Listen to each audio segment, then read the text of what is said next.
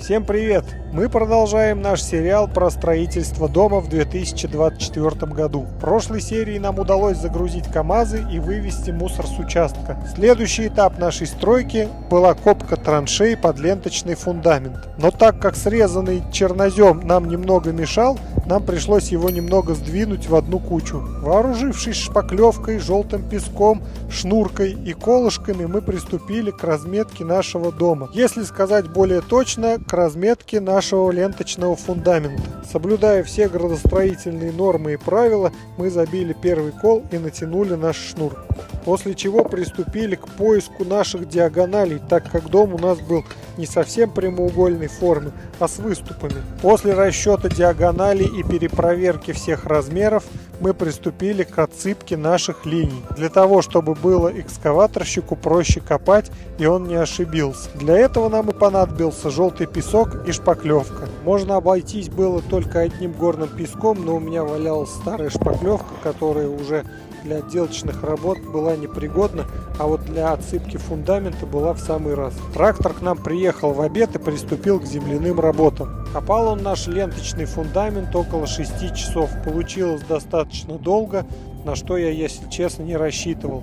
Обычно такие фундаменты копаются 3-4 часа. В нашем варианте грунт был слабый, и трактористу приходилось по несколько раз вытаскивать грунт из траншеи. Глубина нашей траншеи была 1,5 метра, в некоторых местах чуть больше. И как вы можете видеть на видео, полная траншея глины, хоть продавай. Чтобы этот грунт в дальнейшем нам не мешал, мы его стали собирать в отдельную кучу. И как назло, после часа нашей работы пошел сильный дождь, а уходить был без вариантов. Но ничего, мы, ребята, терпеливые, стояли, мокли и смотрели на то, как работает техника.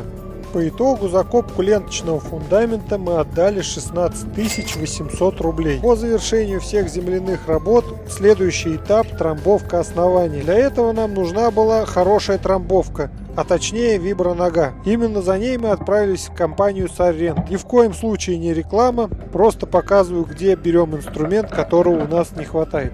Там же нам показали, как пользоваться ей, завели, проверили и загрузили нам в машину. Одна из заметок. После трамбовки основания вам понадобится песок и щебень, который является подушкой. Рассчитав, что на нашу подушку нужно 3 куба песка и 3 куба щебня, заказали одной машиной. Тем самым нам удалось сэкономить 3500 рублей на доставке. Как известно, в нашем случае сэкономил, значит заработал. За трамбовку мы отдали 2400 рублей, за КАМАЗ песка с щебнем 10100 рублей. Пока ребята растаскивали песок и щебень при помощи тачки, между этим трамбуя это все основание виброногой, а я как ужаленный в одно место рванул на лесобазу, чтобы заказать лес для нашей опалубки. Для начала заказал всего 2 куба леса, надеюсь, что этого хватит. Благо база находится рядом и доставка стоит там сущие копейки. На 2 куба леса и доставку я отдал 37 700 рублей.